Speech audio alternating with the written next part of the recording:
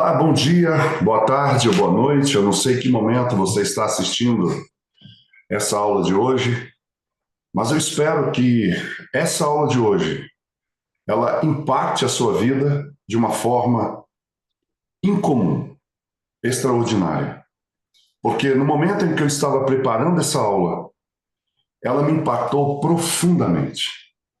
Eu havia dito na aula passada que essa aula seria um hiato, seria um hiato onde eu iria antes, porque no sábado que vem nós vamos entrar especificamente no dia do Yom Kippur, o dia da purificação do santuário.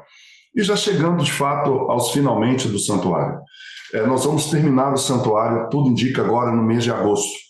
Então, em mês de agosto, nós encerramos em definitivo o santuário.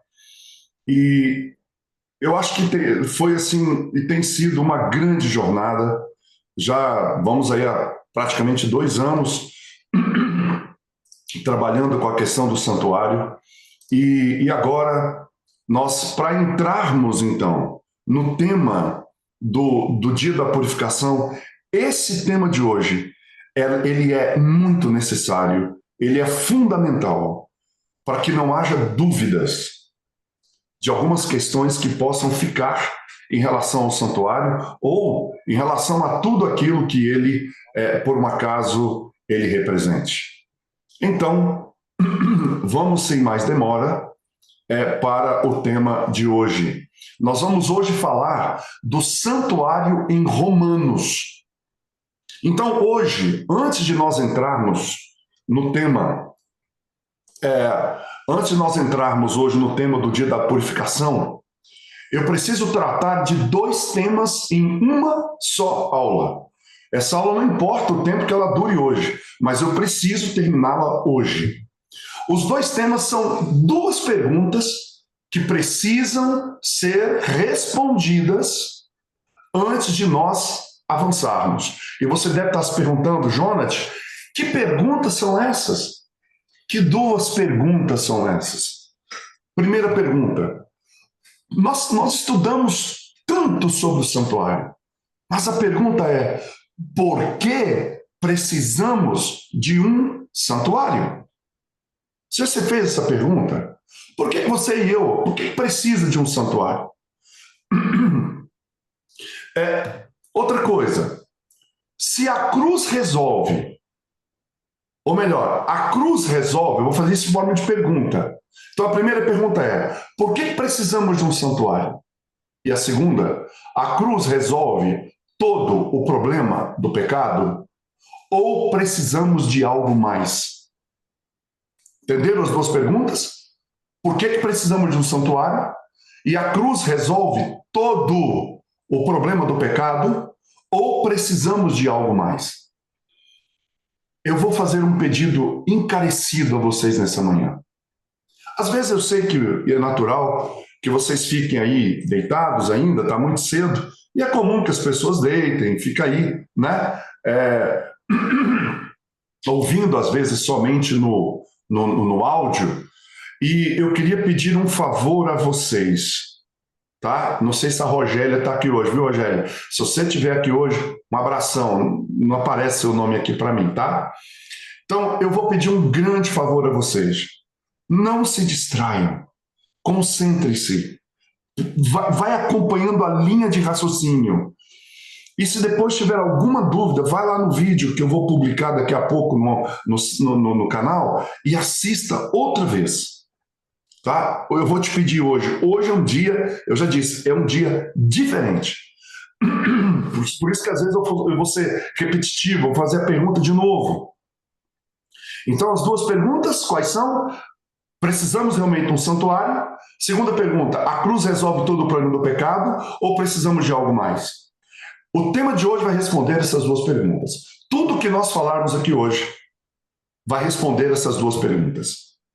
Então, para responder essas 2 perguntas, eu quero, então, a partir do estudo do livro de Romanos, no capítulo 3, a partir dos versos 21 a 26, explanar a relevância desse texto ou desses versos, para a resposta para essas duas perguntas. Porém, todavia, entretanto, antes, nós vamos fazer algumas considerações preliminares com relação à estrutura do livro de Romanos. Romanos, capítulo 3, 21 a 26, é o centro da epístola. Esta é, sem dúvida, eu posso afirmar isso aqui, a passagem central do livro de Romanos. Então, pensando em Romanos, o que acontece? Paulo, ele faz uma breve introdução no capítulo 1 até o verso 17.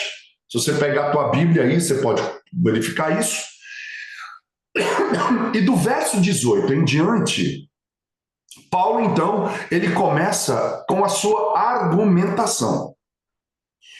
Romanos é uma epístola que ela foi organizada de forma temática, ou seja, organizada tematicamente. Ela é diferente das outras epístolas de Paulo. Então, do verso 18 de Romanos 1 até o capítulo 3, então olha, do verso 1 de Romanos, capítulo 1 de Romanos, perdão, do verso 18, que os primeiros 17 versículos, ele faz uma introdução. Então, do 1,18 até o 3 de Romanos, verso 20, Paulo fala de uma coisa só, a universalidade do pecado. Então, antes de ele falar sobre a solução, antes de ele falar sobre o remédio, antes de ele prescrever o remédio, ele vai tratar profundamente do problema. E qual é o problema que Paulo ele trata do capítulo 1,18 ao 3,20? Romanos 3,20. Qual é o problema que ele apresenta?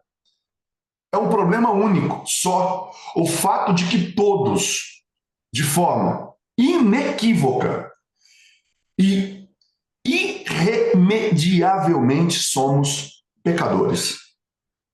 Essa é a realidade da universalidade do pecado. Ele gasta quase 3 capítulos falando sobre esse tema, o tema do pecado. Ele deixa bem claro, nessa primeira parte do livro, que o problema do pecado é insolúvel. Não tem jeito. Não tem solução do ponto de vista humano. Não há nada, absolutamente nada que nós possamos fazer com relação ao pecado. Ele deixa isso bem claro, com todas as letras do alfabeto. Ele dá várias ênfases, ele usa várias figuras.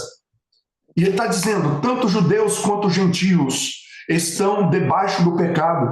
Ele usa um termo lá do Salmo, ele diz, não há um justo sequer. Não há um justo sequer. Não há ninguém que busque a Deus. Todos pecaram. Todos. E todos eles estão destituídos. Essa palavra, destituídos, se você pegar essa palavra no latim original, a palavra no latim é destituere ou destituere. O prefixo de destituere aponta para separação. Separou. Destituere, antes do tituere, a palavra de significa separação. E aí você pega a palavra statuere, que vem de status, ficar de pé, fixar.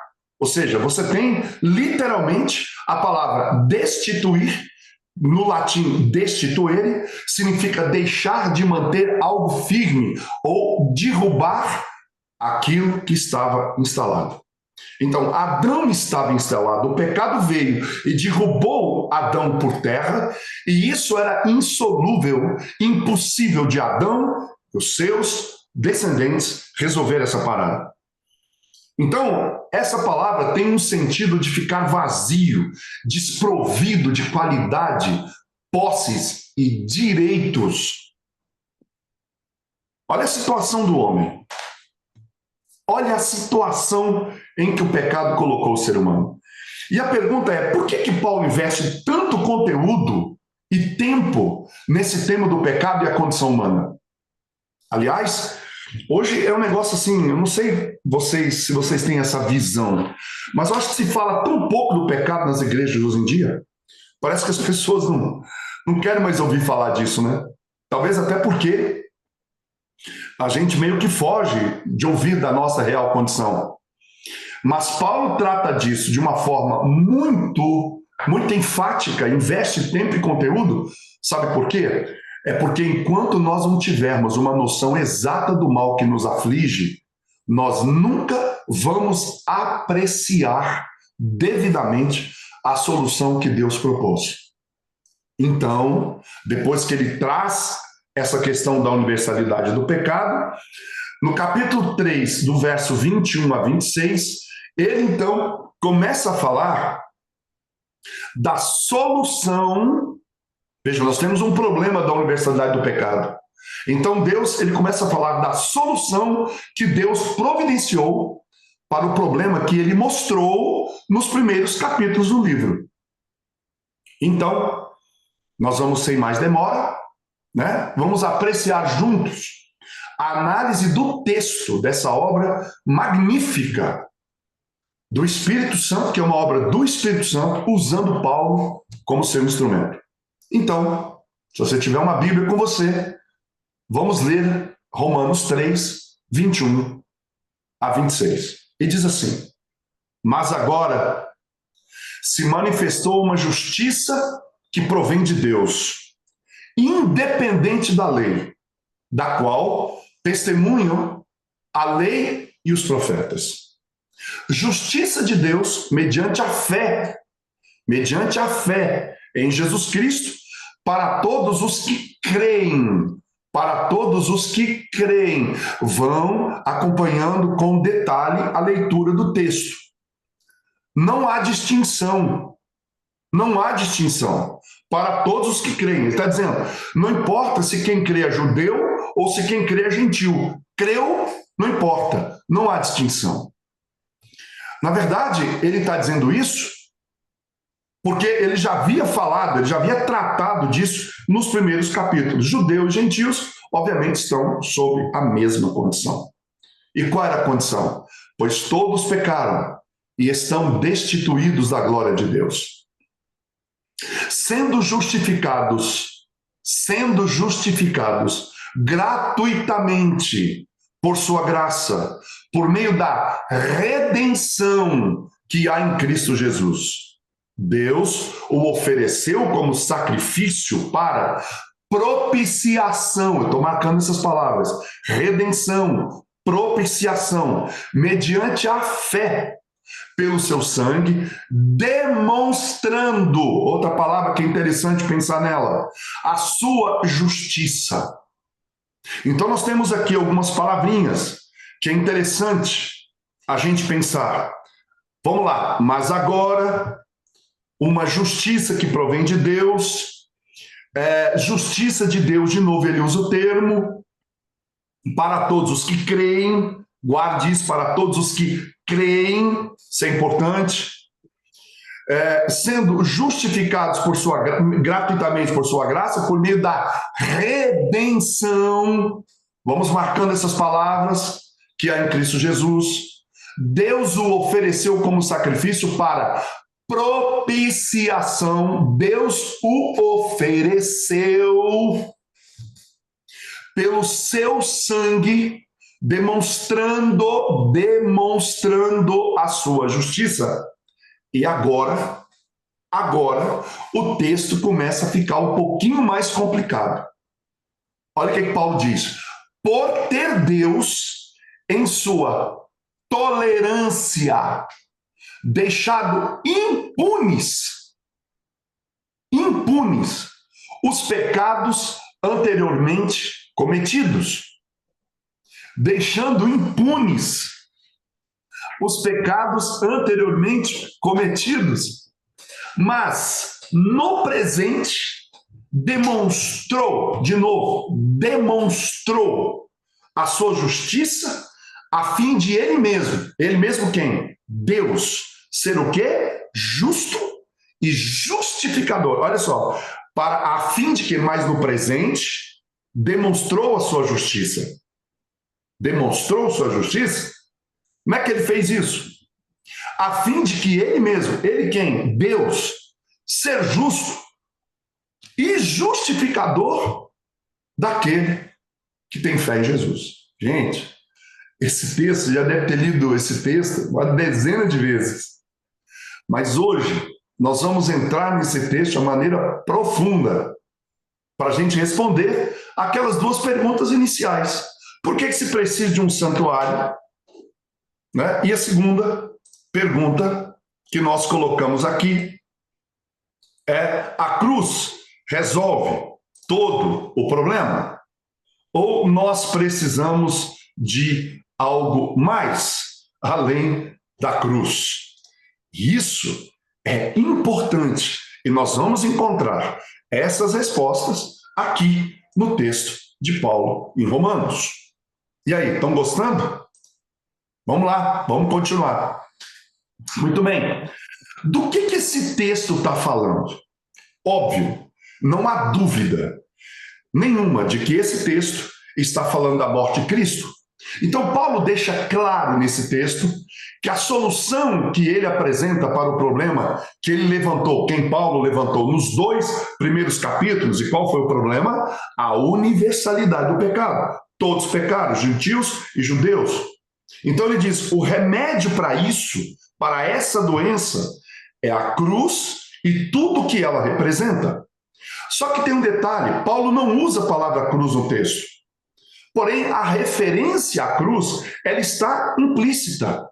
Por que ela está implícita? Porque diz que o sangue foi derramado. E a cruz é o local onde o sangue de Cristo foi derramado, apesar de que no Getsemane também houve derramamento de sangue. Nós já falamos disso em aulas passadas. Mas, nesse caso, Paulo está falando da cruz com certeza. Agora, olha o que diz Paulo. O texto começa assim. Mas agora, Paulo usa isso aqui é uma locução adverbial de tempo. Mas agora, no tempo presente, ele não está falando do ano 58, quando ele estava escrevendo essa carta, 27 anos depois da morte de Cristo. Ele está dizendo, mas agora quando? No ano 31, no dia 15 do mês de Nissan. Ele diz o tempo presente, numa referência ao evento histórico da cruz. Cristo morreu no dia 15 de Nissan do ano 31. E ao falar sobre a cruz, Paulo, ele usa então 2 metáforas, 2 ilustrações. E qual é a metáfora que ele usa? A primeira metáfora, ou ilustração, é a palavra redenção. E a segunda palavra que ele usa é a palavra propiciação. Está aí no texto que nós acabamos de ler. A Bíblia, de uma forma geral, ela é muito rica quando se trata de metáforas. E principalmente quando a gente aplica essas metáforas à chamada doutrina da salvação. Então, a doutrina da salvação ela é apresentada na Bíblia de diversas maneiras, diversas formas, diversas figuras. Por exemplo, redenção é uma delas, propiciação é outra, justificação é outra, adoção é outra. Paulo usa muito esse termo. E ainda temos a santificação.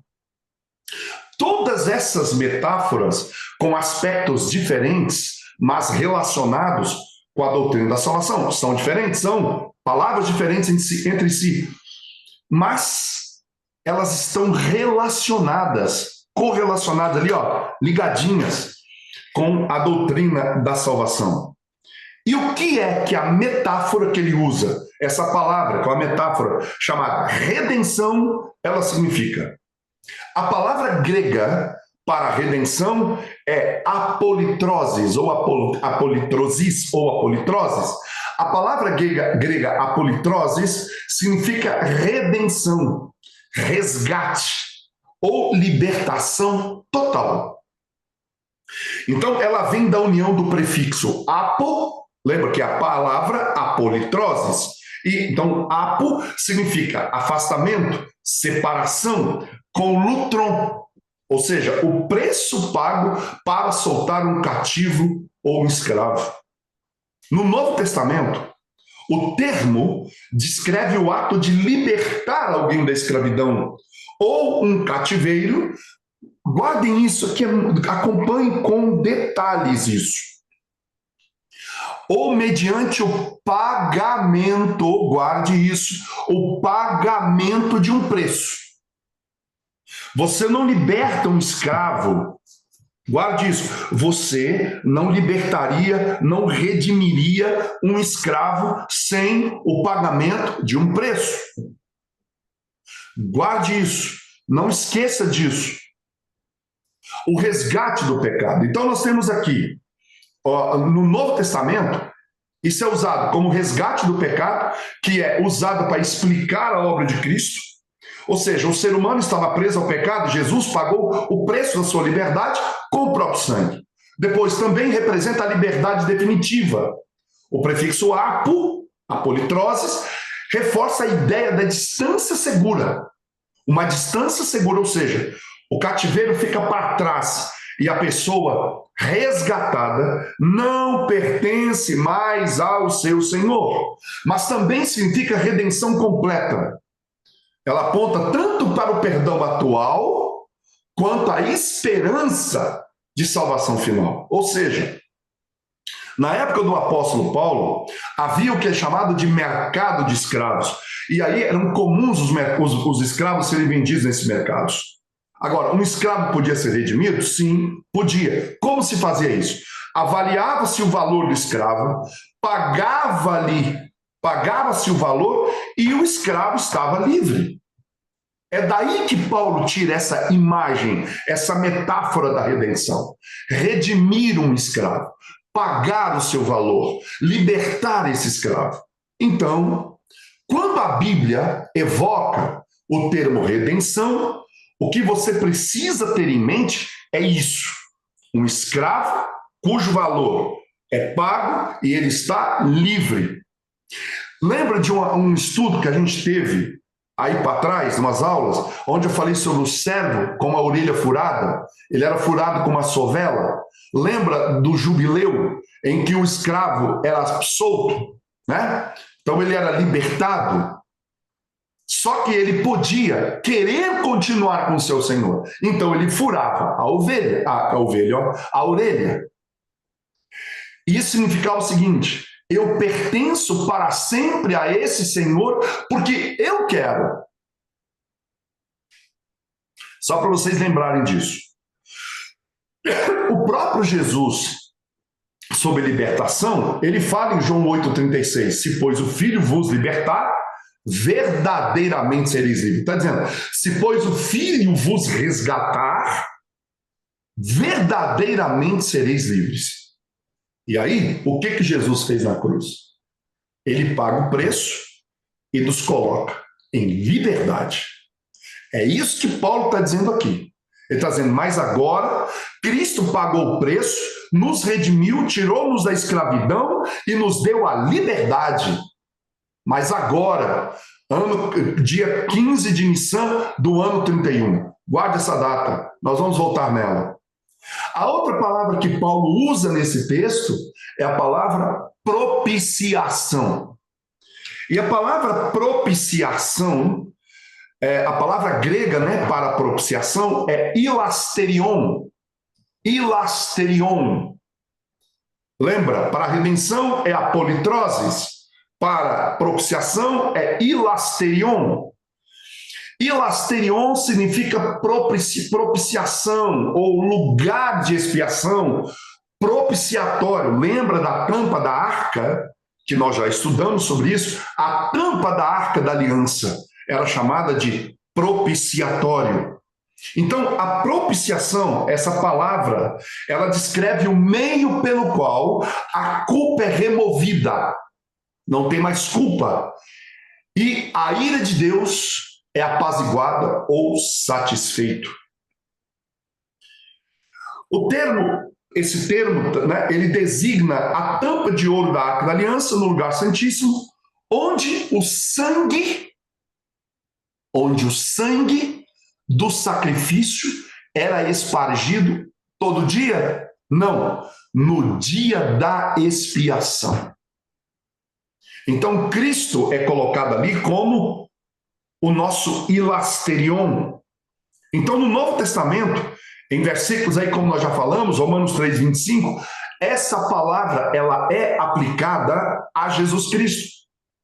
Ele é apresentado como verdadeiro lugar ou meio pelo qual Deus demonstra sua justiça e perdoa os pecados humanos.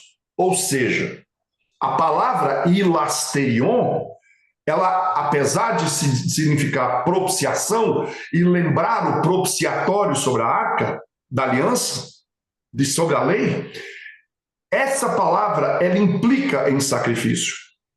A ideia, portanto, de propiciação vem de onde? Na verdade, de onde ela sai? Ela sai não de um contexto judaico, mas ela sai de um contexto pagão da antiguidade, onde um sacrifício era utilizado para apaziguar um Deus que está virado. E como é que eles percebiam, os pagãos percebiam, na visão deles, que esse Deus está virado? Uma inundação, uma tragédia, uma epidemia, uma grande seca, terremoto, tudo isso dizia que o Deus está virado. Então, sacrifícios eram feitos para apaziguar esse Deus. Na verdade, é Satanás tentando imitar Deus, né? Então, para propiciar esse Deus, esse sacrifício era feito. Paulo, então, está usando o termo hilasterion, não com esse sentido. Ele toma emprestado esse termo, bem conhecido no seu tempo, para passar a ideia do que a morte de Cristo era, do que a propiciação era. O que ele estava dizendo? A morte de Cristo satisfez a ira de Deus? Não. Satisfez o quê? Satisfez a justiça de Deus. Deus não é como Deus pagão que precisa ser apaziguado. Nós temos um Deus justo, cuja justiça precisa ser satisfeita. Essa ideia de um Deus irado é uma invenção de Satanás, para que a gente tenha medo de Deus.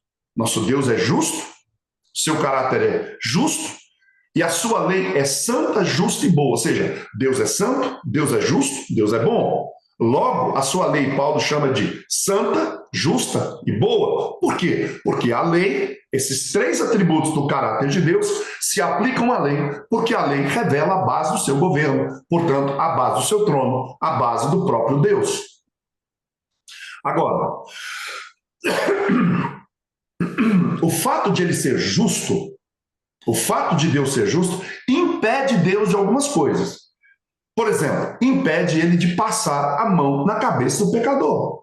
O pecador peca e fala, tá tudo bem, você errou, mas você é fraco mesmo, né? Eu vou te salvar assim mesmo. Deus não pode fazer isso. Por que Deus não pode salvar qualquer um, de qualquer jeito, de qualquer forma? Porque Deus não pode simplesmente dar um decreto e falar, tá todo mundo salvo, pode aí ficar pulando carnaval, bebendo, fumando, matando, adulterando, traindo, fazendo o que vocês quiserem, que eu vou para relevar tudo isso. Eu sou soberano, eu faço o que eu quiser. Não. Se Deus fizesse isso, isso comprometeria a sua justiça. Outra coisa, Deus não é só justo, Deus é um ser moral, um Deus moral. Ele mesmo falou a Adão e Eva, no dia que vocês comerem dessa árvore, vocês vão morrer. O salário do pecado é a morte, a alma que pecar, essa morrerá. Esse é o padrão da justiça divina.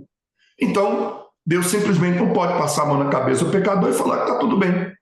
Sua justiça precisa ser satisfeita para que o pecador seja salvo. O preço tem que ser pago. O preço tem que ser pago. Guarda isso. O preço tem que ser pago. O sangue precisa ser derramado. E nesse sentido, Jesus providenciou a propiciação. Jesus é o cordeiro que foi sacrificado. Nós já estudamos isso bastante no santuário. Então, como nós já estudamos no Antigo Testamento, havia o cordeiro sacrificial. Levítico 17, 10 e 11. Então, Jesus é o cordeiro. João fala isso no capítulo 1, 29 de João, diz, Jesus é o cordeiro que, eu gosto da versão King James, que diz que carrega os pecados do mundo. Porque em outras versões diz, eis o cordeiro de Deus que tira os pecados. Eu não vejo dessa forma. Eu prefiro a King James. Jesus não tirou os pecados do mundo. Ele carregou os pecados do mundo. Então, Jesus era o perfeito sacrifício. Onde a gente vai ver isso? Hebreus 9:12, 26 a 28. Hebreus 10:12, dizendo que Jesus era o perfeito sacrifício. É ele quem finalmente satisfez plena e cabalmente a justiça de Deus, para que então Deus possa salvar sem que ele seja condescendente. Então, Paulo usa essa metáfora da propiciação em duas epístolas, ou em dois versos, né? Vamos falar agora sobre esse conceito. Vamos agora falar sobre justiça de Deus. Lembra, essa palavra está no texto. Eu falei, guarda essa palavra, ela é importante. A justiça de Deus precisa ser satisfeita. Então, Cristo nos redime, Cristo propicia, Cristo ele cumpre cabalmente a justiça divina, ele paga o preço, então está tudo certo. Olha só, o que é importante nós entendermos aqui? O que é importante nós entendermos aqui nesse contexto? Eu só fui aqui mutar o Ademar, que deixou o som aberto. Vamos lá. Procure não deixar aberto, gente, senão isso chega aqui para nós, tá? E aí dá uma atrapalhada aqui na linha de raciocínio. Então vamos falar agora sobre esse conceito, né? Justiça de Deus.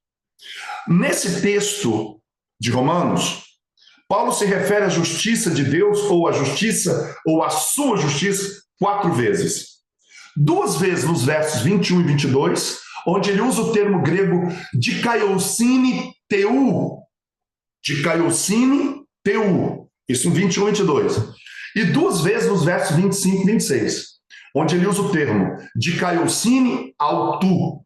Então você tem dikaiosine teu no 21 e 22 e dikaiosine autu no 25 e 26. Então, na primeira parte do verso 21 e 22, o termo de dikaiosine teu significa justiça de Deus. Guardem isso. Parece que é a mesma coisa, mas vocês vão ver que tem um detalhe aí que muda tudo. Significa justiça de Deus. E nas outras 2 referências, de dikaiosine autu, no 25 e 26, ou seja, lá no 21 e 22 é a justiça de Deus. E no 25 e 26, sua justiça. Então, aqui está a primeira, né? Mas agora, primeiro, eu vou ler de novo 21 e 22. Mas agora, sem lei, se manifestou a justiça de Deus, testemunhada pela lei e os profetas. Justiça de Deus mediante a fé. Essas são as 2 primeiras. Manifestou a justiça de Deus, testemunhada pela lei e os profetas. Justiça de Deus, dikaiosine teu, mediante a fé. Essas são as 2 primeiras.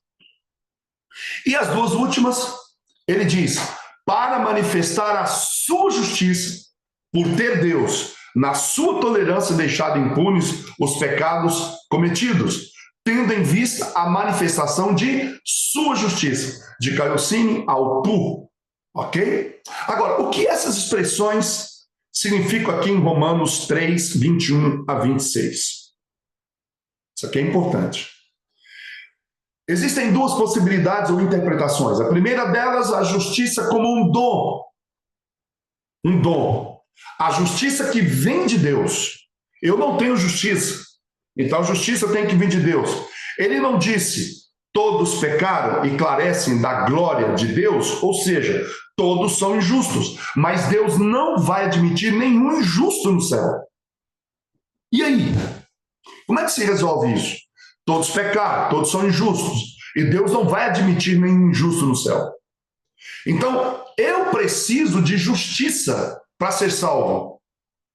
Então, a justiça que eu não tenho, não tive, não tenho e nunca terei por mim mesmo, ela precisa me ser concedida, outorgada, dada. Então, essa justiça, ela vem de Deus como um dom. Pecador não tem, então Deus fala, bem, você não tem, não teve e nunca vai ter, então eu vou te dar. E dá a quem? Ele dá essa justiça de maneira graciosa, de graça, e você precisa fazer uma coisa só, crer. crer. Essa é uma possibilidade para entender isso. A outra possibilidade é a justiça de Deus como um atributo. Ou seja, a gente está se referindo a Deus como um ser justo. Então vamos lá, isso aqui tem que ser repetido para não esquecer. Eu vou pedir a vocês que hoje eu vou atrasar um pouquinho aqui, porque o tema, eu não tenho como parar isso aqui no meio, né, gente? A aula vai ser um pouco maior hoje, mas eu vou finalizar. Aí quem que não puder ficar, assiste lá depois, mas eu tenho que terminar esse tema. Então, no primeiro caso, eu não tenho justiça, Deus me dá essa justiça. No outro caso, eu estou me referindo a Deus como um ser justo. Então, justiça de Deus é igual a Deus é justo. Então, tem duas possibilidades. A justiça como um dom, nos é dado, e justiça como atributo, uma qualidade de Deus. Então, o que a interpretação tradicional diz? As duas primeiras, no verso 21 e 22, de Caiocínio e Teu, é a justiça que é um dom, que vem de Deus para o pecador. É isso que Paulo está dizendo. Já ao passo que nos versos 25 a 26, de Caiocínio ao Tu, é a justiça de Deus como atributo de Deus. Portanto, no 21, ele está dizendo, olha, se o pecador não pode ser salvo, Deus então entrega a justiça dele para o pecador que crê que não tem justiça própria. E quando nos versos 25 e 26, Paulo está falando da justiça de Deus como uma qualidade de Deus, um atributo de Deus. Então, vamos dar uma olhada nos versos 21 e 22.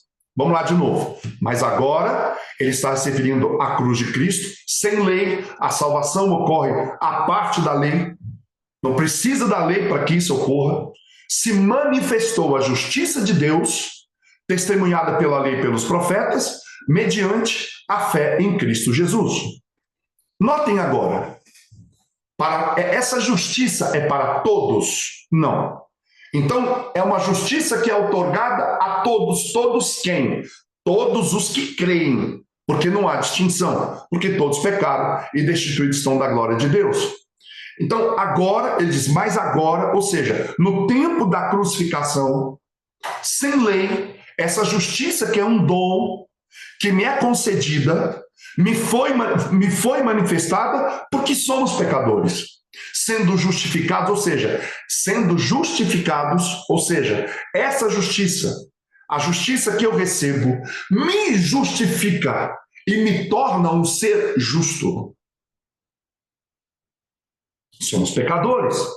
E como Deus só pode salvar pessoas justas, e é impossível para o homem resolver essa situação, Deus, em Cristo, me torna justo para que ele possa me salvar. Ou seja, ele só pode salvar pessoas que são justas porque foram justificadas por onde? Pela justiça própria? Não, pela justiça que vem de Deus mediante, por isso que Cristo é o mediador, mediante, através de Cristo. Nunca pela justiça própria, porque para eu ser justo por conta própria, eu obviamente teria que morrer, eu não posso me salvar. Então ele me dá a justiça.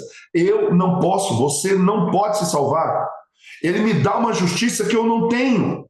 Aí sim, uma vez que eu tenho essa justiça que ele me outorga, então sim, ele pode me salvar.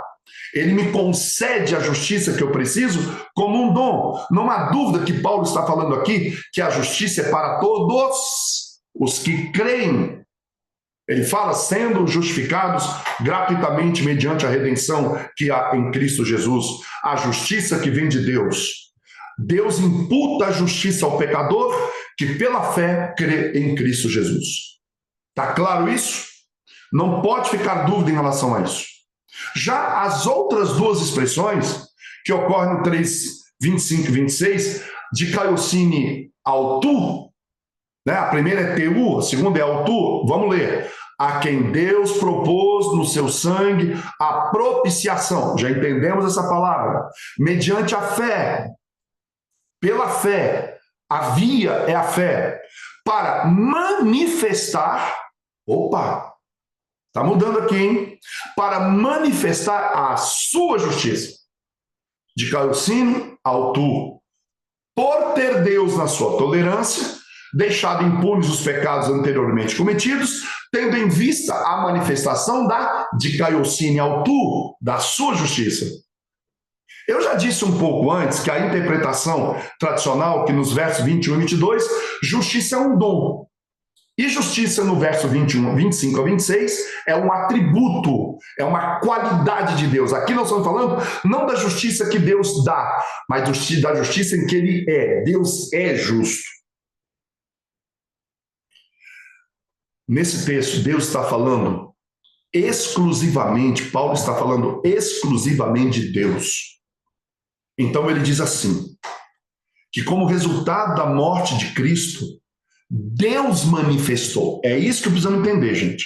Agora nós vamos falar mais devagar, para você pegar a linha de raciocínio, porque isso aqui é lindo, isso aqui é profundo, isso aqui é de uma profundidade. Nós estamos cavando aqui, assim, muito fundo hoje, muito fundo. Então ele diz assim,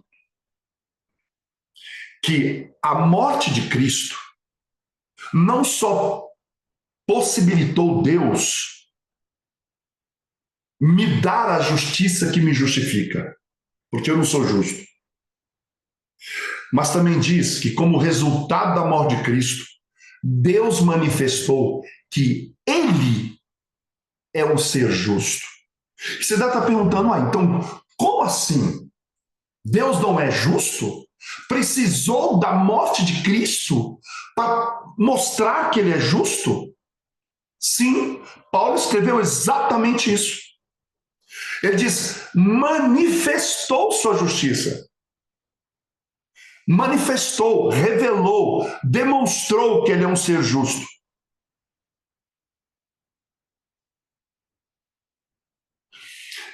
Agora Paulo fala algumas coisas complicadas, que já já nós trataremos disso. Por ter Deus, em sua tolerância, ter deixado impunes pecados antes cometidos, tendo em vista,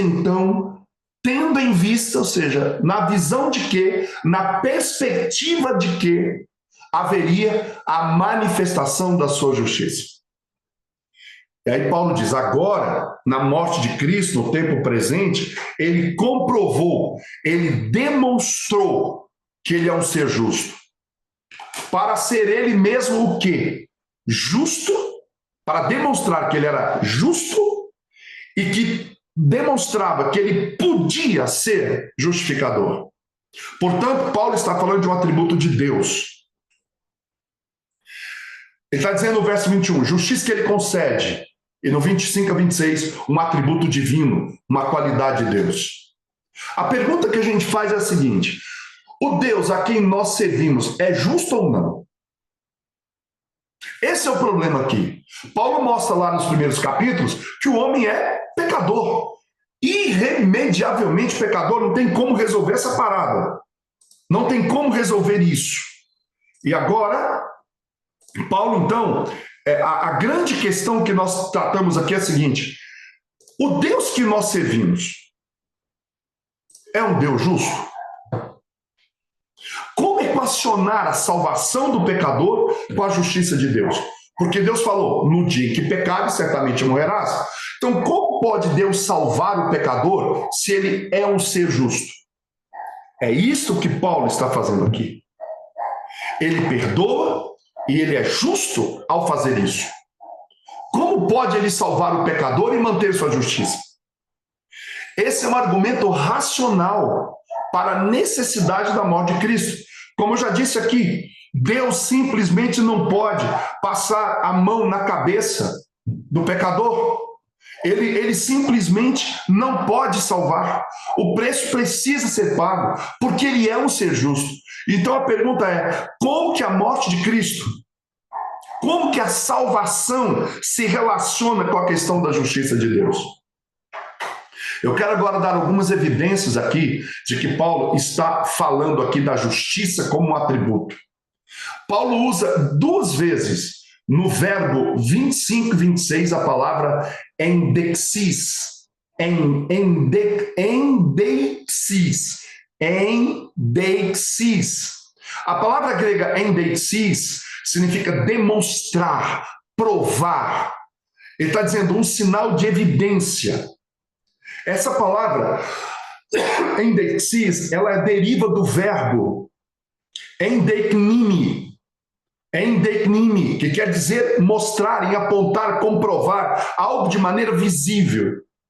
Então, no contexto do uso grego clássico e jurídico, essa palavra era usada como termo legal para designar a denúncia ou apresentação de provas formais contra alguém que exercia uma função pública sem estar legalmente qualificado para isso.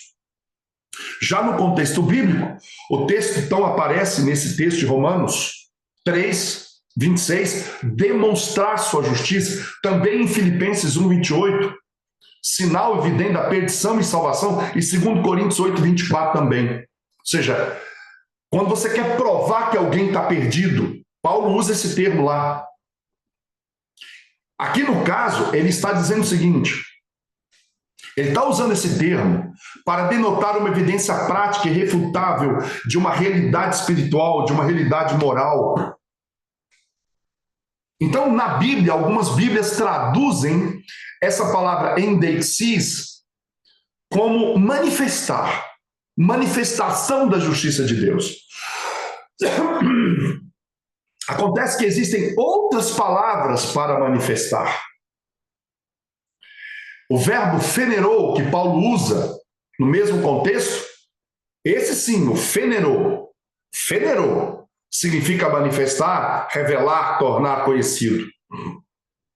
Lá no primeiro capítulo, Paulo usa a palavra apocalipto, onde ele diz que a justiça de Deus se revela, se manifesta, torna conhecida através do Evangelho.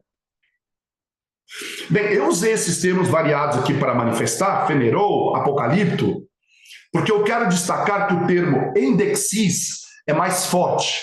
Esse termo não significa só manifestar, tornar público. Ele vai além. O termo endeixis, Paulo não está dizendo que Deus tornou público a sua justiça. Não. Não é isso. Isso é importante. O termo endeixis significa prova. Então eu posso dizer, Deus provou sua justiça. Ele deu evidência da sua justiça. O propósito dessa palavra aqui no texto é não deixar dúvida, é convencer, é comprovar. Que é uma palavra do contexto jurídico. Ou seja, a prova, ela está ali para convencer que alguém é justo ou culpado, inocente ou culpado. Então, a melhor tradução para essa palavra endeixis, porque lembra, Paulo usa a palavra fenerou, assim, essa sim significa demonstrar, usa apocalipto no capítulo 1, significa revelar, mostrar, a primeira palavra, a mesma palavra de apocalipse, revelação. Então, apocalipse não é provar nada. No apocalipse, Deus não quer provar nada, Deus quer mostrar, revelar, tornar claro. Já aqui no texto, Paulo usa a palavra endeixis, que ele está dizendo, Deus prova. Ele quer provar, ele quer demonstrar. Então, é como se Deus estivesse sendo julgado no tribunal. Ele não quer deixar dúvidas, uma evidência irrefutável. Então, notem, a quem Deus propôs no seu sangue, claro, ele está falando aqui de Jesus, para propiciação mediante a fé, para fazer o quê? Para provar que ele é justo. Então, a morte de Cristo não só dá a possibilidade de Deus me declarar, me tornar justo como um dom, mas também a morte de Cristo prova que ele é justo. Ele quem? Deus é justo para com o pecado. E ele diz assim mais à frente, tendo em vista a demonstração, a comprovação, a prova da sua justiça. Então, quando Cristo morre na cruz, a justiça de Deus, a justiça salvífica de Deus é comprovada, é demonstrada, é um termo forte, um termo jurídico, um termo forense. Então, essa é a primeira evidência. Mas nós temos uma outra evidência, um outro termo usado no texto, a palavra tolerância. No grego, lá no verso 25, no grego a palavra anoque. No grego bíblico e clássico, a palavra anoque significa tolerância, paciência, indulgência, um ato de conter, de reter, a suspensão temporária da ira ou punição. Esse termo anoque deriva do grego anekomai, que significa suportar, tolerar, conter-se em relação a algo ou alguém. Era como se alguém tivesse uma trégua militar, uma pausa temporária nas hostilidades. Já no Novo Testamento, esse termo anoque aparece de forma marcante nos escritos de Paulo. Aqui, no caso, estamos vendo aqui Romanos, que nós estamos estudando. Então, demonstrando a tolerância, a paciência de Deus ao reter temporariamente sua justa ira diante dos pecados cometidos pela humanidade. Entendem agora por que Deus destruiu o dilúvio? O que Deus enviou o dilúvio? O que diz lá? E os seus pensamentos eram maus continuamente. Não havia mais o que fazer. Então Deus teve que destruir. Nós estamos chegando nesse ponto na humanidade. Então vamos dar uma olhada nessa passagem. A quem Deus propôs em seu sangue como propiciação, mediante a fé, para provar a sua justiça, pelo fato... Por que Deus precisava provar? Porque ele, na sua tolerância, tinha feito o quê? Deixado impunes os pecados anteriormente.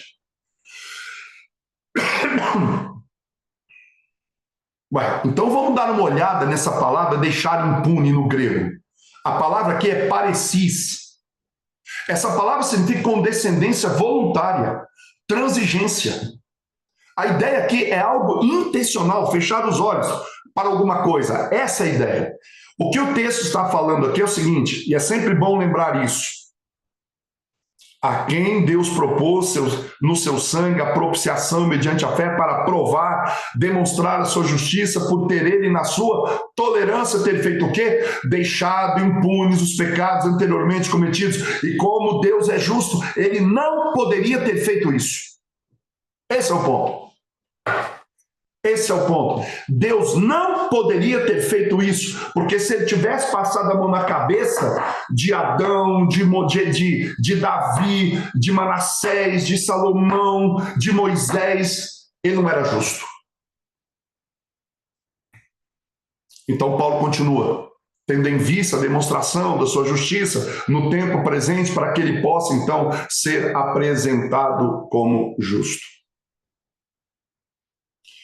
É como eu disse, deixar pecado impune não condiz com a justiça de Deus. É por isso que Paulo fala agora, isso é a morte de Cristo, ele provou, na morte de Cristo, ele prova a sua justiça, porque ele havia deixado pecados impunes. Deus literalmente fechou os olhos para o pecado. É uma transigência, Deus passou por alto, é algo involuntário. Mas isso é contrário à natureza moral de Deus. E a Bíblia não inocenta o culpado. Lembra do texto? O dia que dela comerem, certamente morrerás. A alma que pecar, essa morrerá. Há duas coisas que o Senhor detesta: que o inocente seja condenado, que o culpado seja declarado inocente. O Senhor é longânimo, misericórdia, que perdoa iniquidade e transgressão, que o culpado não tem por inocente. Que mantém o seu amor a milhares e perdoa a maldade, a rebelião e o pecado, contudo, não deixa de punir o culpado. Castiga os filhos, os netos, pelo pecado de seus pais, até a terceira e quarta geração, no Êxodo 34:7. Deus não inocenta o culpado. Ele não pode. Se ele inocentar o culpado, ele compromete sua justiça.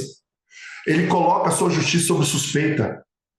O que Paulo está dizendo aqui é que Jesus, como hilasterion, como propiciador, agora vindica o quê? O que ele vindica? O que ele está vindicando? As ações passadas de Deus. O verbo vindicar aqui significa validar. Então, os estudos etimológicos vão indicar que essa palavra tem origem na expressão vindicare, que significa mostrar força, exibir autoridade. Ou seja, Jesus na morte, Ele valida a justiça de Deus como força e poder, impondo a justiça do Pai. Significa que ele estava ali demonstrando, provando que Deus estava certo. A morte de Cristo na cruz valida as ações de Deus no passado. E quais as ações de Deus Cristo valida? As ações de Deus em ter deixado pecados impunes cometidos anteriormente lá no passado. Agora a pergunta é: de que forma Deus deixou pecados impunes? Um teólogo do século XI, Anselmo, diz que Deus deixou pecados impunes no passado por não punir o pecado, não punindo. Agora eu pergunto, como que a justiça, pensa bem nessa pergunta, como que a cruz demonstra a justiça de Deus em relação aos pecados passados e não punidos? Como é? Ué, se Deus não puniu, então ele não é justo. Como é que não dá, ué? Mesmo que Cristo morresse, se Deus não puniu, continuaria sendo injusto. Então alguma coisa não bate, não fecha. Se Deus não puniu e por isso deixou pecados impunes, como é que a cruz demonstra que Deus é justo? Já que a justiça de Deus exige punição para o pecado. Mas ele não puniu. E o fato de Cristo ter morrido na cruz não pune pecados passados. Entende? A morte de Cristo não pune pecados que já foram passados. Porque ele continua não punindo aqueles que não pecaram, não foram punidos. As pessoas do Antigo Testamento estavam vivas ou mortas, não importa. Falta alguma coisa. E é por isso que esse argumento ele requer algo diferente, uma interpretação diferente. O argumento de Paulo não tem a ver com passar a mão na cabeça. O argumento de Paulo tem a ver com perdão. Opa, peraí. Deus perdoou. Então a pergunta é, de que forma Deus deixou pecados impunes no Antigo Testamento? A questão é, Deus perdoou esses pecados. Quando Deus perdoava pecados no período do Antigo Testamento, ele estava fazendo vistas grossas para o pecado. Ele estava fechando os olhos para o pecado, deixando pecados impunes. Por quê?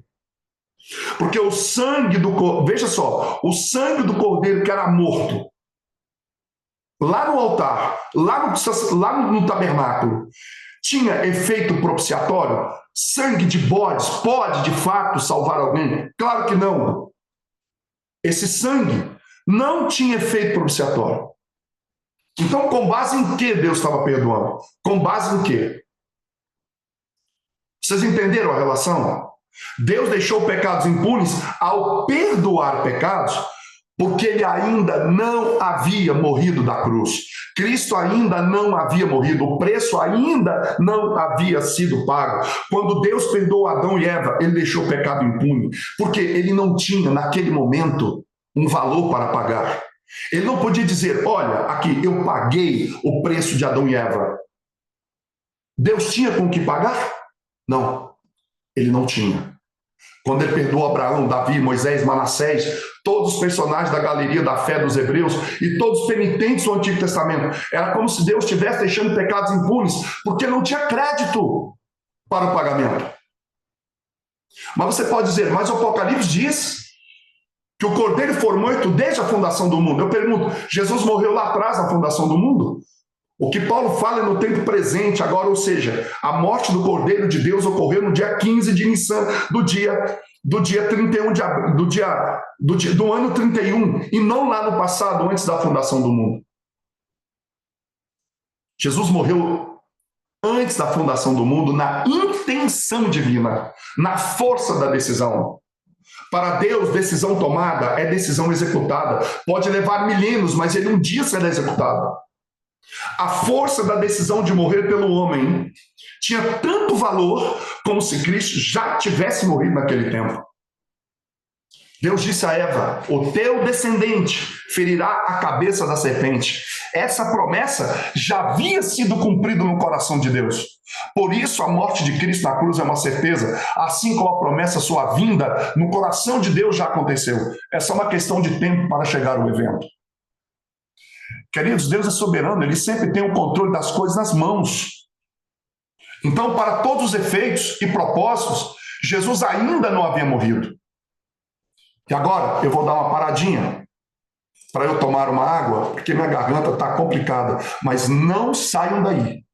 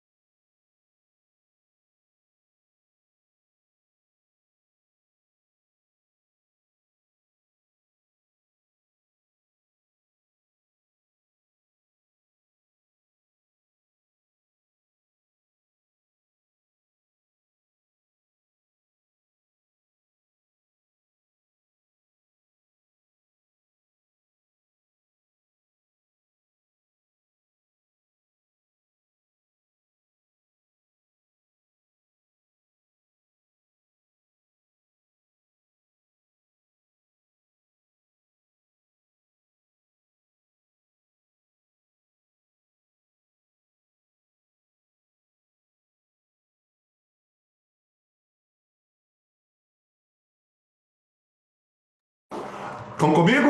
Vamos continuar? Maravilha. Vamos lá então. Então vamos lá. Vamos dar um exemplo disso. Eu vou citar Judas, no verso 9, onde ele diz que Jesus veio ressuscitar Moisés. E ele teve que brigar pelo corpo de Moisés. A pergunta é, por que ele teve que brigar pelo corpo de Moisés? Pelo seguinte, com base em que Deus vai ressuscitar Moisés? A Bíblia diz: o salário do pecado é a morte. E o que Moisés merecia? A morte. É por isso que Satanás se levanta e questiona.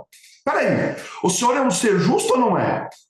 O senhor diz que aquele que morre, aquele que peca morre. Por que o senhor quer ressuscitar esse pecador aí?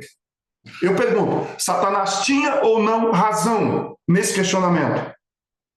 Você pode falar, não, claro que ele tinha. Por quê? Ele estava trabalhando com a própria justiça de Deus. Satanás estava certo. Aí Cristo diz assim, aí Judas diz assim, e Jesus não entrou em debate jurídico com Satanás.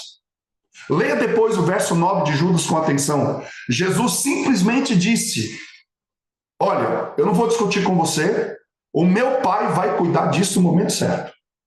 Dá licença que eu vou ressuscitar meu servo. Meu pai vai cuidar disso no tempo certo. Então, a ressurreição de Moisés coloca a justiça de Deus em xeque. Então, quando Deus perdoava pecadores, ressuscitava pecadores, ele estava como que deixando pecados impunes. Quando Deus ressuscitou Moisés, ele emitiu um cheque predatado. Quando Deus perdoou Davi, Sansão, Salomão, Manassés, Nabucodonosor, Deus estava emitindo um cheque predatado. E esse resgate desse cheque iria aguardar 4.000 anos para ser resgatado.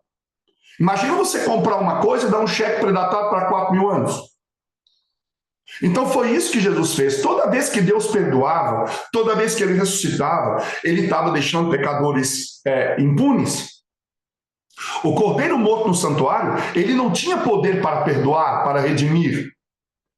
Ele era apenas um símbolo daquilo que ocorreria no futuro.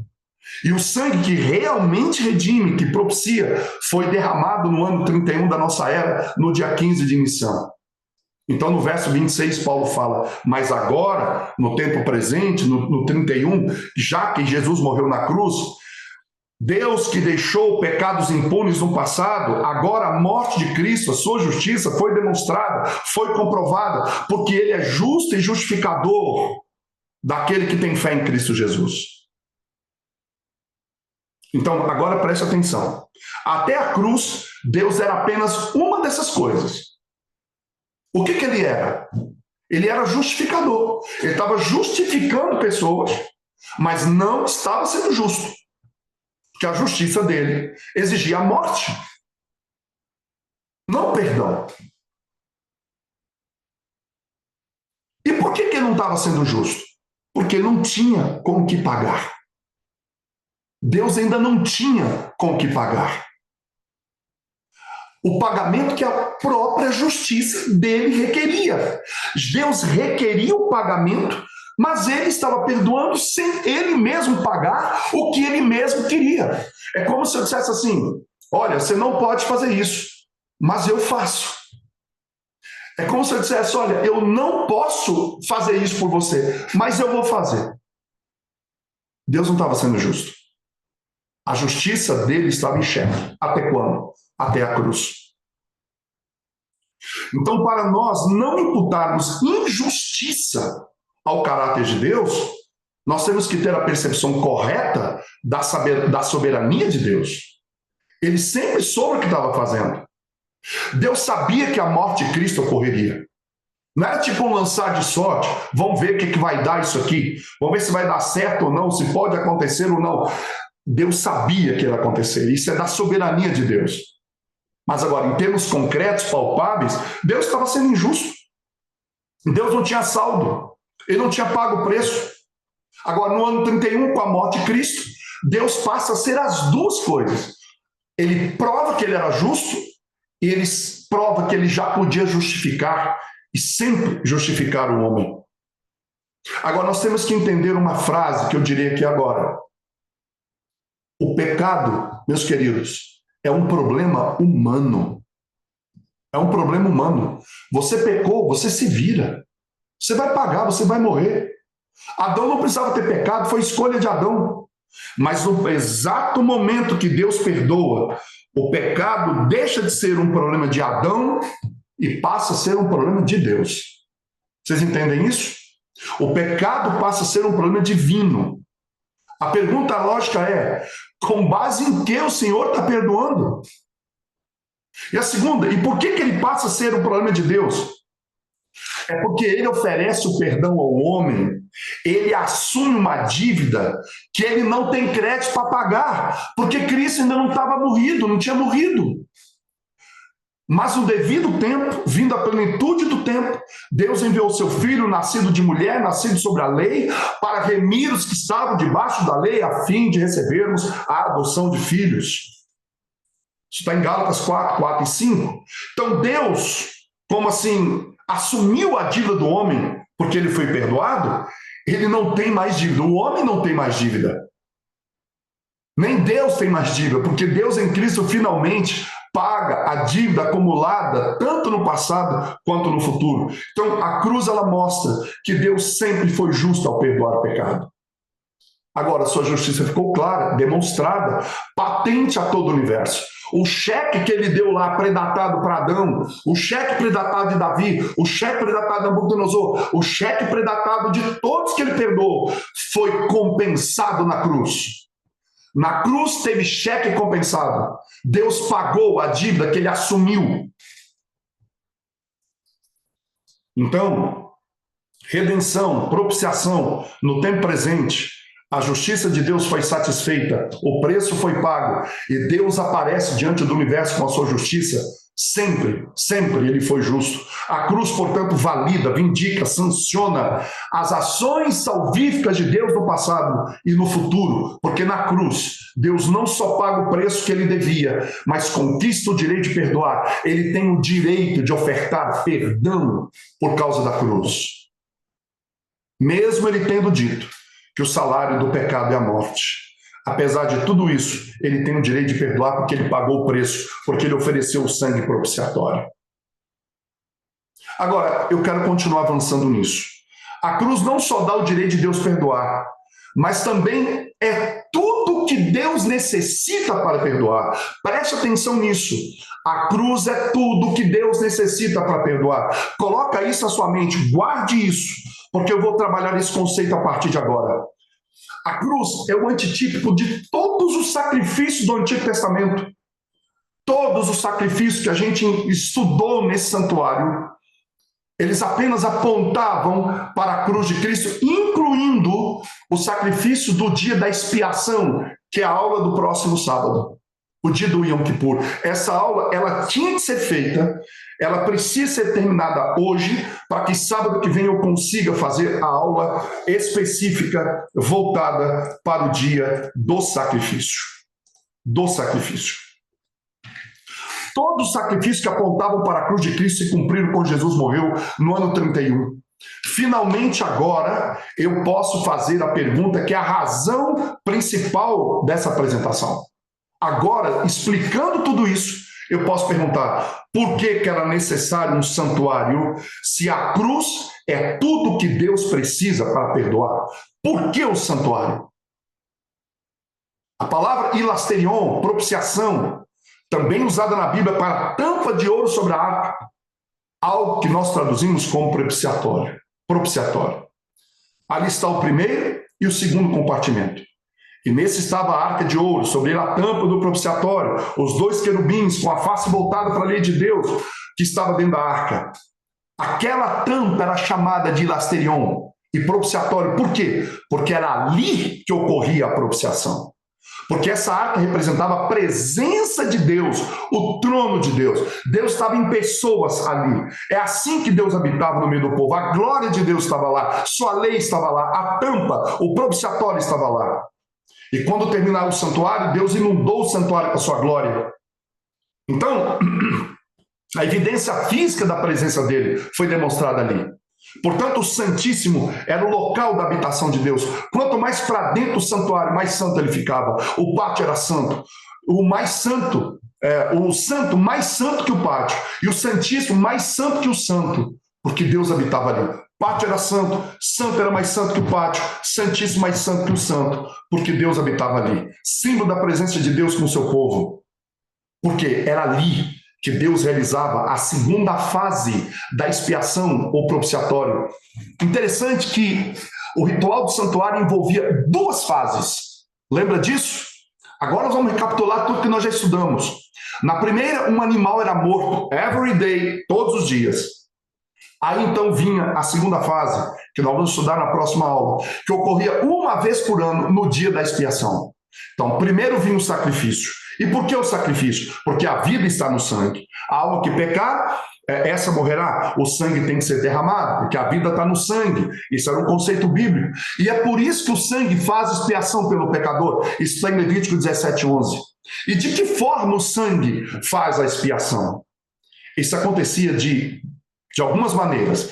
Primeira maneira, ou melhor, três maneiras, né? Primeira maneira, é um conceito de substituição.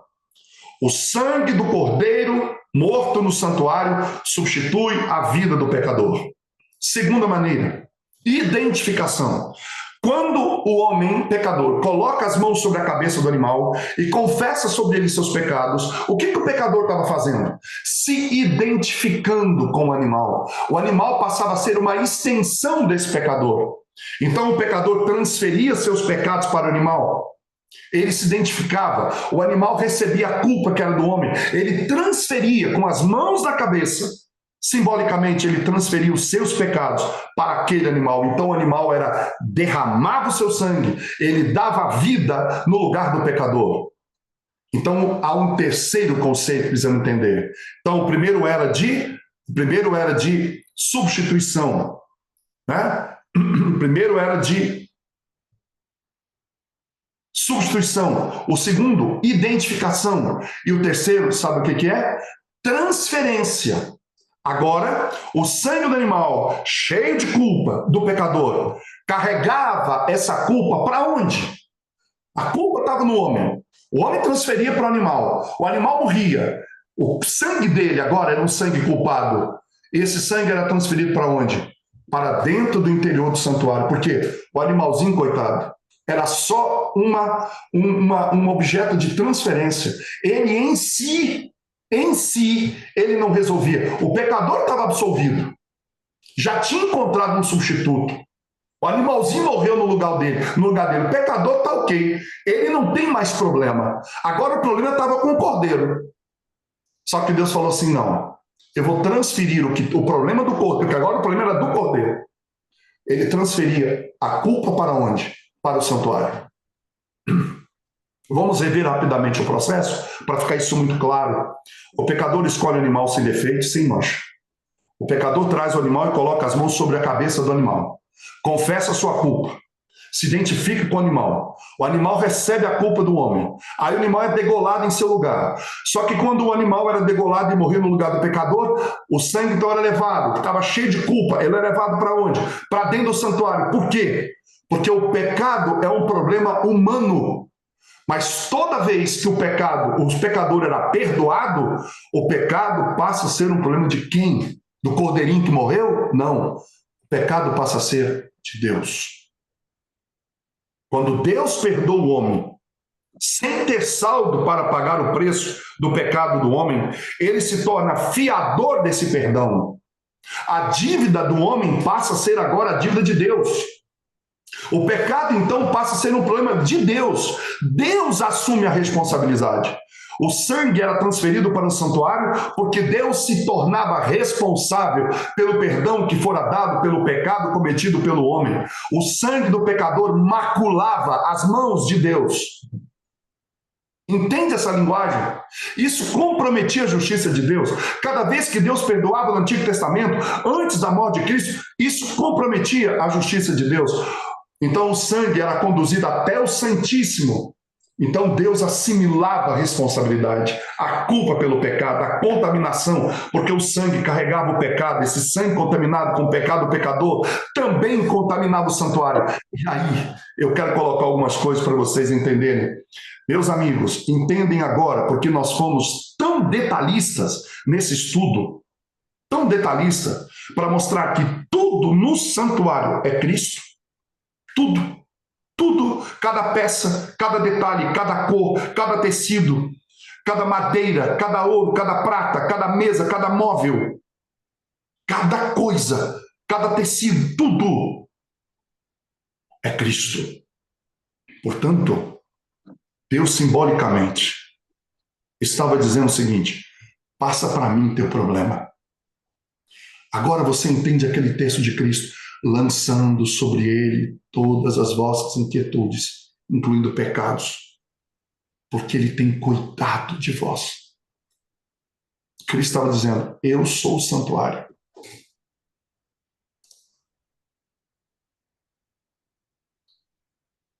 Deus assumia a responsabilidade.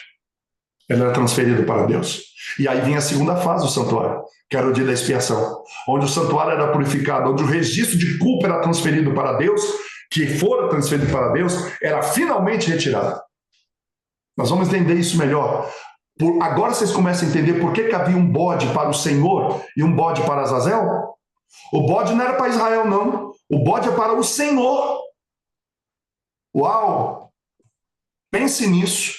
Bode era para o Senhor, não para Israel. Então era isso que acontecia na segunda fase. Todos os dias o sangue era levado, todos os dias, todos os dias. E Deus assumindo. As mãos de Deus manchadas pelo pecado no momento que ele perdoava. O pecado, que era um problema humano, agora, perdoado, passava a ser um problema de Deus. E uma vez por ano, a responsabilidade era retirada de Deus. Quando a justiça de Deus era comprovada, era demonstrada. O dia da expiação, guarda isso. Dia da expiação não era um dia de perdão. Esse dia não tratava de perdão. O perdão ocorria no sacrifício diário. É importante você entender isso. A palavra perdão não está no Levítico 16, que trata do ritual da expiação. A palavra perdão não é utilizada em Levítico 23, 27 a 32. Por quê? Porque o perdão acontecia antes. O dia do Yom Kippur está relacionado com o perdão, mas não é o momento do perdão. O perdão ocorria no momento que o animal morria. Na expiação, ocorria a eliminação final do pecado. São duas coisas distintas. Portanto, perdão, no momento em que Deus perdoa, ele assume a responsabilidade pelos pecados. Já falamos disso, eu acho que isso está muito claro. E no dia da expiação, Deus era justificado. E aí era transferido para o originador do pecado, que é Satanás. Veja, Satanás não está pagando o pecado de ninguém. Por quê? Porque o pecado já foi pago. Onde? Nos sacrifícios diários. Deus assumiu a dívida. O perdão foi obtido num sacrifício. Então a responsabilidade última por todas as mazelas, desgraças do universo, são colocadas sobre o seu causador original, que é Satanás. Então presta atenção numa coisa aqui.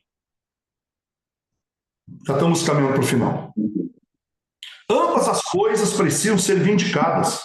Tem microfone aberto. Por gentileza, dá uma olhada aí para nós. Wanda, microfone aberto. E o Célio também.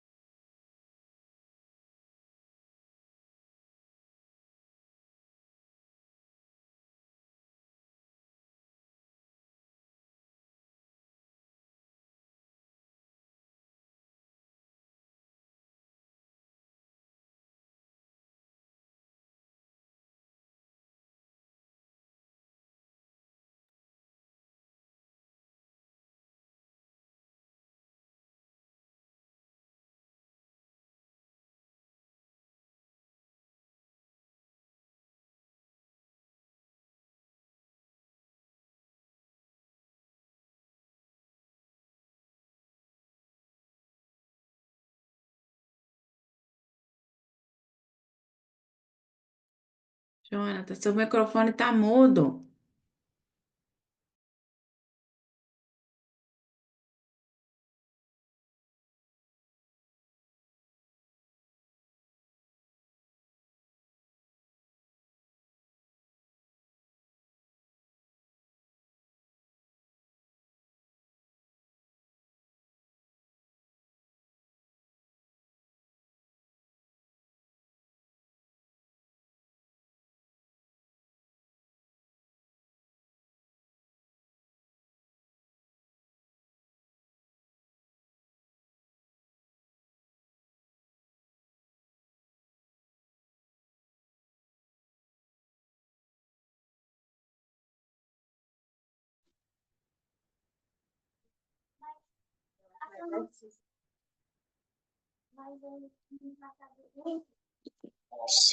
Seu microfone está fechado.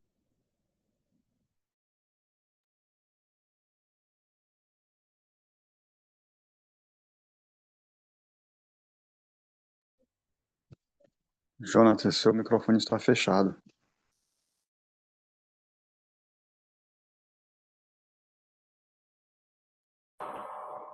É que eu vou tentando fechar o de vocês e acabei fechando o meu, desculpa. Então pergunta, Deus tem o direito de perdoar esses nomes que eu citei ou qualquer um? Deus está correto em perdoar? Essa é a primeira pergunta. E a segunda, a disposição do pecador para ser perdoado. Esse é o lado humano da questão. E como o perdão é pela graça, mediante a fé, tem a ver com a aceitação ou não do pecador. A pergunta é, ele aceitou? Ele creu ou não? Deus pode sair por aí distribuindo perdão à vontade? Ou perdão é somente para aquele que crê? Então, ambos os lados precisam ser vindicados. Deus, o seu direito de perdoar, e o homem, se ele aceitou e se arrependeu e aceitou esse perdão. Deus precisa ter o direito legal de perdoar. Ele tem que estar correto a perdoar A e B. Agora, existe um lugar, um local para essa vindicação. Onde é que eu vindico? Sim, existe um lugar. Onde que Deus foi vindicado no seu direito de perdoar? Na cruz. A pergunta é, pode Deus perdoar? Tem Deus o direito de perdoar? A resposta é sim, ele pode, ele é justo ao perdoar, porque Cristo morreu. É isso que Paulo está dizendo. Essa é a redenção, essa é a propiciação. Deus tem o direito de perdoar. Agora, a segunda indagação. Deus está correto em perdoar a mim e a você? Deus está correto em perdoar? Deus pode. A cruz provou isso. Mas a cruz prova que Deus está correto em me perdoar? Como que a cruz demonstra isso? A cruz demonstra a primeira parte, que Deus tem o direito de perdoar. Mas como a cruz demonstra que eu e você cremos? A cruz não demonstra isso. É por isso que a gente precisa de algo mais. É aqui que a gente precisa do santuário. Portanto, o santuário vai acessar, avaliar, investigar a relação do pecador com Deus para ver se ele creu, para ver se ele aceitou. Portanto, é preciso haver uma espécie de investigação. Daí a ideia do juiz investigativo. Está claro agora? Parou a confusão na cabeça de vocês? Se é que ela havia? Somente quando ambos os lados do perdão são claros e plenamente vindicados é que a culpa, a responsabilidade legal pode ser finalmente retirada do próprio Deus. Deus perdoa o pecador, os pecados dele são transferidos para Deus, e até que ele demonstre que você creu. Quando ele demonstra que ele podia perdoar você, que ele está certo em perdoar você. É difícil hoje, gente. Estão deixando o microfone aberto o tempo todo. Célio. Ô, Célio Nonato. Célio. Célio.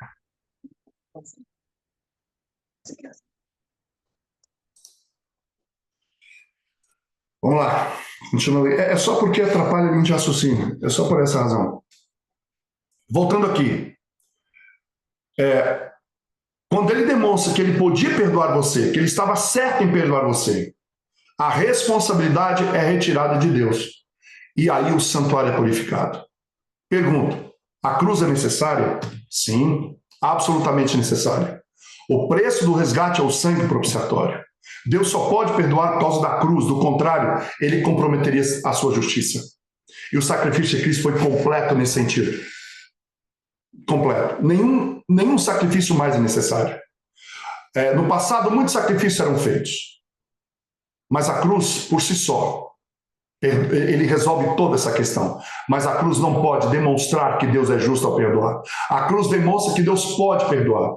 Mas a demonstração de que ele está correto só é demonstrado no santuário por esse processo de investigação. É no santuário que a genuidade da nossa fé ela é validada. Então nós temos que entender a perspectiva do ritual do santuário de uma forma muito simples. Deus é um ser justo, tudo que ele faz, suas ações salvíficas precisam ser absolutamente justas. Mas para que ele não seja responsabilizado por nada, o santuário é necessário? Sim. Somente com um processo avaliativo, jurídico, vai demonstrar a nossa aceitação de Jesus como nosso Salvador. Qual é a mensagem do santuário? Qual é a ideia central do santuário? A ideia central do santuário tem a ver com a validação da nossa fé. Deixa eu dizer uma coisa para você. As pessoas pensam que no santuário as nossas obras serão avaliadas. Não. É a nossa fé. A mensagem central do santuário é a certeza do perdão. Deus não vai lidar com pecados no santuário. Pecado já foi resolvido. Deus vai agora lidar no santuário o seguinte. Ele vai se perguntar: Deus perdoa com base na cruz. Agora, o santuário vai provar se Deus estava certo em perdoar ou não. O santuário vai demonstrar a certeza do perdão. Essa é a mensagem central do santuário. É por isso que Paulo diz, em Romanos 8, 31 a 34, se Deus é por nós, quem será contra nós? Aquele que nem mesmo seu filho poupou, antes se entregou por todos nós, não dará também todas as coisas? Quem tentará acusação contra o escolhido de Deus? É Deus quem o justifica. Quem os condenará? Pois Deus é quem morreu, Jesus Cristo é quem morreu, ou antes quem ressuscitou dentre os mortos, o qual está à direita de Deus e que também tem sede por nós. A gente pode ler Hebreus 10, 19 e 20, dizendo, a gente pode entrar ousadamente no santuário. Temos um grande sumo sacerdote, nos achegamos a ele com convicção, inteireza de coração. Hoje você faz uma pergunta na igreja assim, quem tem certeza da sua salvação? Ninguém levanta a mão, quase ninguém levanta a mão. A cosmovisão do santuário, a doutrina do juízo, se destina a nos dar a certeza da salvação, que lá no passado era dada em sentido contrário. Então, para finalizar, vamos resumir aqui e entender o que Deus fez. Pense um pouco na frase de João quando viu Jesus. Eis o cordeiro de quem? O cordeiro do Jonathan? Seu cordeiro? Não, o cordeiro de Deus. Era o cordeiro de Deus que ele gratuitamente nos deu e assim passou a ser o nosso cordeiro. Mas o fato de ser o cordeiro de Deus tem implicações mais profundas. Se você e eu precisamos de um cordeiro, Deus para perdoar nossos pecados, Deus também precisava de um cordeiro para vindicar sua justiça. Então, ao longo da história de Israel, Deus foi instituindo os rituais e as festas. Os rituais eram para dizer como seria feito o sacrifício e o que ele expiava. As festas, dentre outras funções, dizia o quando. Então era sabido que no dia da Páscoa, o Cordeiro de Deus seria sacrificado. Mas em que ano ele seria? Como saberiam quando o Cordeiro de Deus seria sacrificado? Para dar o ano, Deus deu uma visão a Daniel. A visão dos 2.300 tardes e manhãs. E dentro dessa visão, que se referia ao santuário, Deus colocou a data em que o cordeiro seria oferecido na profecia das 70 semanas. Nessa profecia, nós sabemos que seria no ano 31. Bem, nessa data, 31 da nossa era, no domingo, aliás, não foi bem no dia 15, uns 4 dias antes, no domingo, Deus separa seu cordeiro quando ele entra triunfantemente em Jerusalém. Na quinta, ele come a Páscoa com os discípulos. Na sexta, no dia 15, eu vou aqui usar um simbolismo. Deus toma o seu cordeiro, separado, E ele sobe aquele monte chamado Calvário. E de mãos dadas com o seu Isaque, ele o ofereceu pelo mundo e por si mesmo.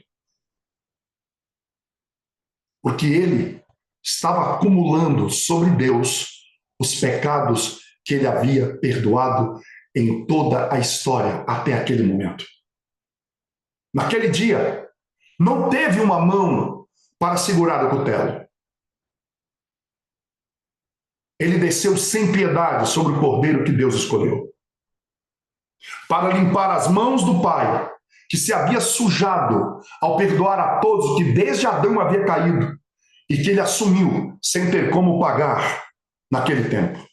É isso que Paulo quis dizer. Mas agora, ou seja, nesse dia, Deus provou sua justiça. Ele ofereceu o recurso para ratificar todos os perdões que ele havia dado, mesmo sem crédito.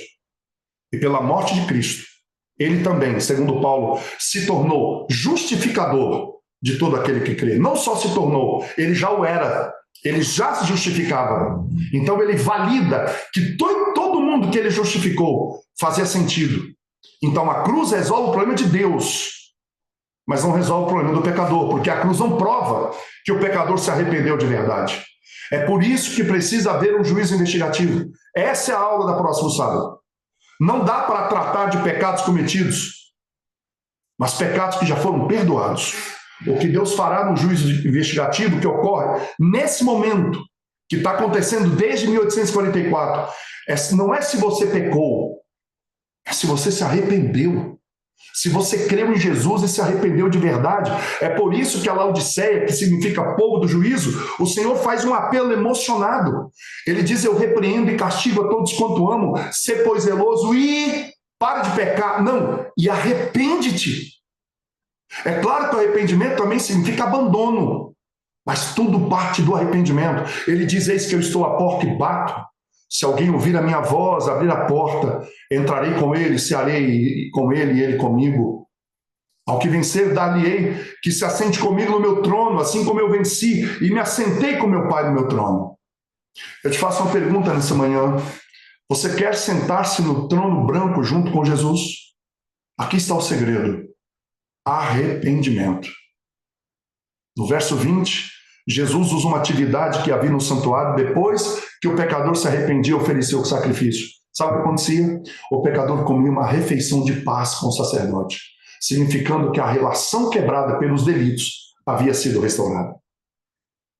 Com essas visões em mente, estejamos preparados para agora sim, na próxima aula, estudar o dia da expiação, que será o tema do próximo sábado. É isso que eu trouxe para vocês nessa manhã. Ainda tivemos bastante, eu achei que todo mundo ia embora, devido hoje ter sido uma aula mais longa, mas ela precisava ser feita, ela precisava ser finalizada. Eu vou abrir aqui agora, hoje mais do que nunca, eu peço encarecidamente a você, coloque aqui, o que foi essa mensagem para você hoje? Está aberto aqui para você mandar sua mensagem. Faça isso, por favor. Hoje eu vou te pedir, eu gostaria de ouvir você. Eu vou orar nesse momento e aguardo a sua mensagem. O que essa mensagem diz para você? Deus te abençoe. Pai querido, nós não temos palavra para lhe agradecer. O fato de o Senhor ter assumido, desde o princípio, a culpa do homem arrependido. Que o teu Espírito nos conduza a esse lugar do profundo arrependimento. Nós te agradecemos por Jesus, por tudo que o Senhor fez e faz por nós. Em nome de Jesus. Amém. Deus abençoe a todos. Até sábado que vem, então sim, vamos tratar do dia da purificação específica, o dia do Yom Kippur.